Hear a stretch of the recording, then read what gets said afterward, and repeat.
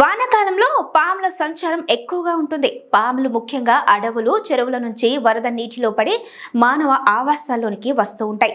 అందుకే గుట్లల్లోనూ, ఇంట్లో సజ్జల మీద, బెడ్లలో, కిటికీల్లో పాములు కనిపిస్తూ ఉంటాయి. అయితే ముఖ్యంగా పాములు మన ఇళ్లల్లో చెట్లు ఎక్కువగా ఉంటే అక్కడ ఉంటాయి.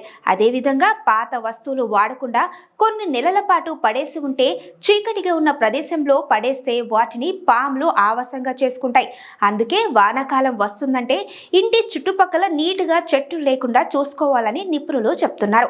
ప్రస్తుతం వైరల్ అవుతున్న వీడియోలో కొన్ని పాముల పిల్లలు ఒక్కొక్కటిగా పూల కుండీల నుంచి బయటికి వస్తున్నాయి. మరి వాటిని చూస్తుంటేనే ఒళ్ళు గగ్గురు పొడిచే విధంగా ఉన్నాయి. పాములు ఎక్కువగా వెచ్చగా ఉండే ప్రదేశం చూసుకొని మరి దానిలో గుడ్లను పెడతాయి. వాటిలో నుంచి ఒక్కొక్క పాములు మెల్లగా బయటకు వస్తాయి. ప్రస్తుతం ఈ వీడియోలో సైతం పాముల పిల్లలు వాటి గుడ్ల నుంచి బయటకు వస్తున్నాయి. ఈ వీడియో ప్రస్తుతం నెట్టింట తెగ హల్చల్ చేస్తుంది. దీన్ని చూసిన నెటిజన్లు అందుకే ఉపయోగం లేని పూల కుండీలు, ఇతర వస్తువుల విషయంలోనూ జాగ్రత్తగా ఉండాలని కూడా హెచ్చరిస్తున్నారు. పాములతో బాగా అలర్ట్ గా ఉండాలని, ఏ మాత్రం అజాగ్రత్తగా ఉన్నా ప్రాణాలకు ముప్పు వాటిల్లుతుందని కూడా కామెంట్లు చేస్తున్నారు.